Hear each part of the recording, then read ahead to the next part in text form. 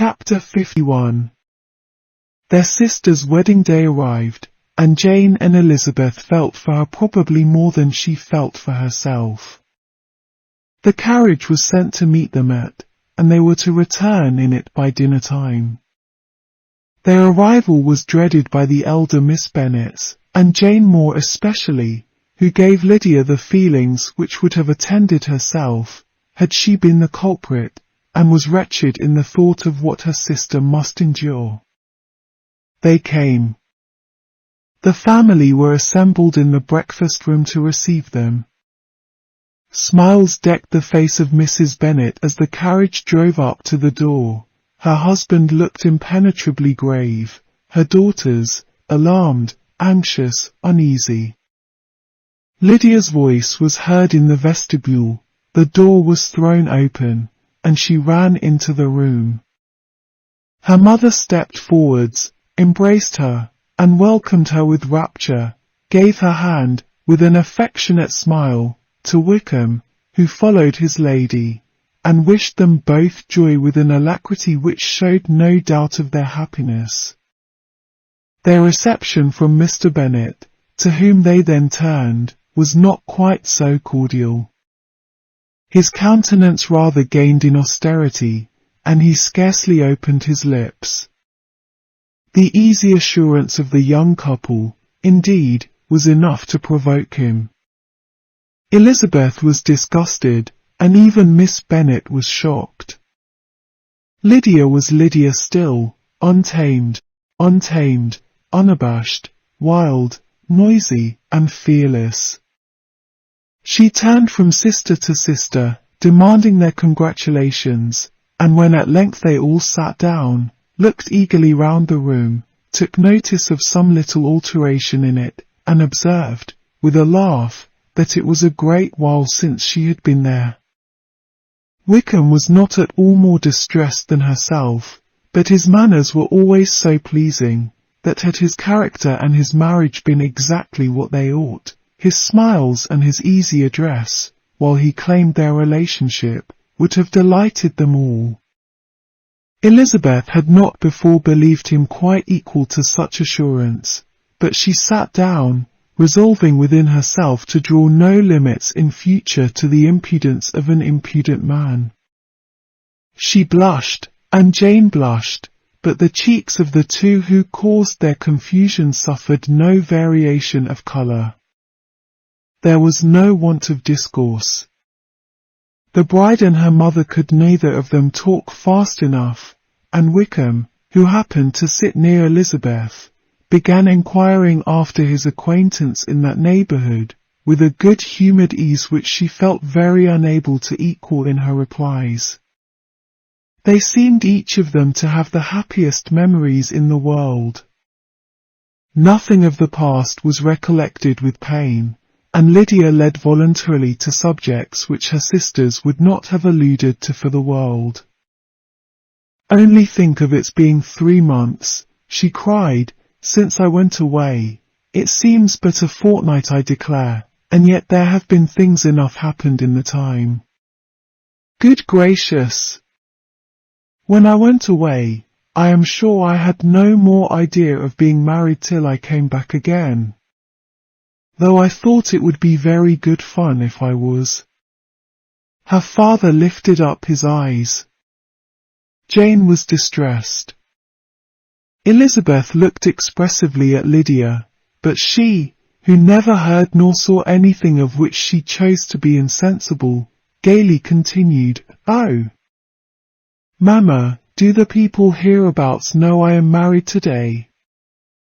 I was afraid they might not, and we overtook William Goulding in his curricle, so I was determined he should know it, and so I let down the side glass next to him, and took off my glove, and let my hand just rest upon the window frame, so that he might see the ring, and then I bowed and smiled like anything." Elizabeth could bear it no longer. She got up, and ran out of the room, and returned no more, till she heard them passing through the hall to the dining parlour. She then joined them soon enough to see Lydia, with anxious parade, walk up to her mother's right hand, and hear her say to her eldest sister, "Ah, Jane, I take your place now, and you must go lower, because I am a married woman." It was not to be supposed that time would give Lydia that embarrassment from which she had been so wholly free at first. Her ease and good spirits increased. She longed to see Mrs. Phillips, the Lucases, and all their other neighbours, and to hear herself called Mrs. Wickham by each of them, and in the meantime, she went after dinner to show her ring, and boast of being married, to Mrs. Hill and the two housemaids.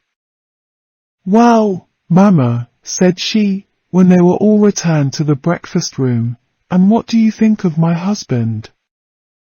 Is not he a charming man? I am sure my sisters must all envy me. I only hope they may have half my good luck. They must all go to Brighton. That is the place to get husbands. What a pity it is, Mamma, we did not all go." "Very true, and if I had my will, we should. But my dear Lydia, I don't at all like your going such a way off." "Must it be so?" "Oh, Lord! Yes, there is nothing in that. I shall like it of all things. You and Papa, and my sisters, must come down and see us. We shall be at Newcastle all the winter, and I dare say there will be some balls, and I will take care to get good partners for them all. I should like it beyond anything," said her mother. "And then when you go away, you may leave one or two of my sisters behind you, and I dare say I shall get husbands for them before the winter is over." "I thank you for my share of the favour," said Elizabeth, "but I do not particularly like your way of getting husbands." Their visitors were not to remain above 10 days with them. Mr. Wickham had received his commission before he left London, and he was to join his regiment at the end of a fortnight. No one but Mrs. Bennet regretted that their stay would be so short, and she made the most of the time by visiting about with her daughter, and having very frequent parties at home.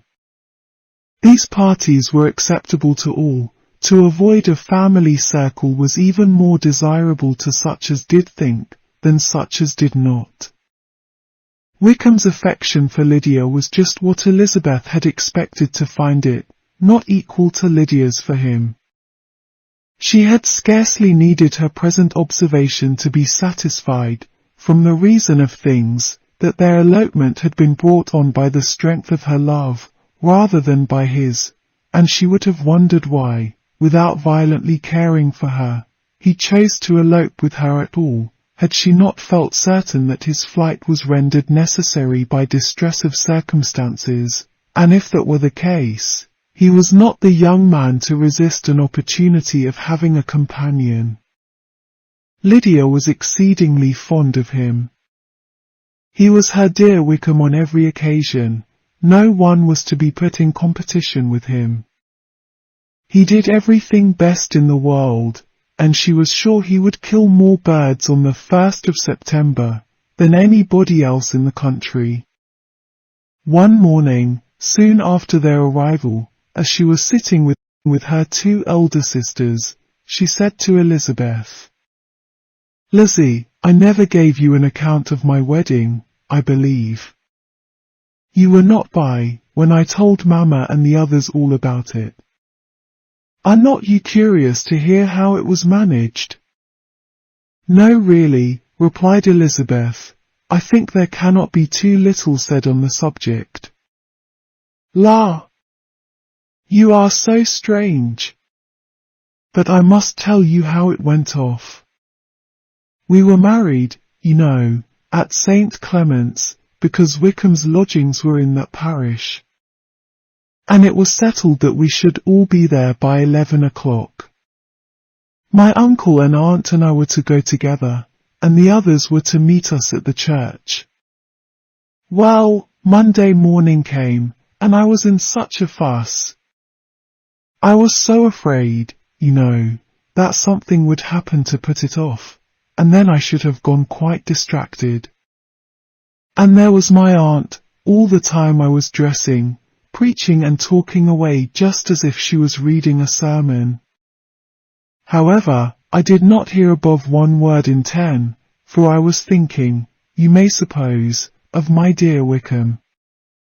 I longed to know whether he would be married in his blue coat. Well, and so we breakfasted at 10 as usual. I thought it would never be over, for, by the by, you are to understand that my uncle and aunt were horrid unpleasant all the time I was with them. If you'll believe me, I did not once put my foot out of doors, though I was there a fortnight.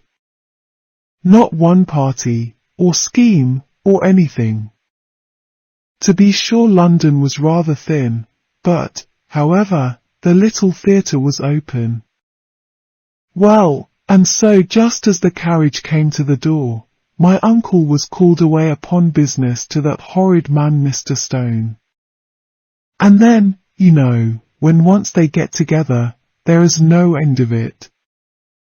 Well, I was so frightened I did not know what to do, for my uncle was to give me away, and if we were beyond the hour, we could not be married all day. But, luckily, he came back again in 10 minutes' time, and then we all set out. However, I recollected afterwards that if he had been prevented going, the wedding need not be put off, for Mr. Darcy might have done as well. Mr. Darcy? Repeated Elizabeth, in utter amazement. Oh, yes, he was to come there with Wickham, you know. But gracious me! I quite forgot. I ought not to have said a word about it. I promised them so faithfully. What will Wickham say? It was to be such a secret. If it was to be secret, said Jane, say not another word on the subject. You may depend upon my seeking no further. Oh! Certainly, said Elizabeth, though burning with curiosity, we will ask you no questions. Thank you, said Lydia, for if you did, I should certainly tell you all, and then Wickham would be angry. On such encouragement to ask, Elizabeth was forced to put it out of her power, by running away.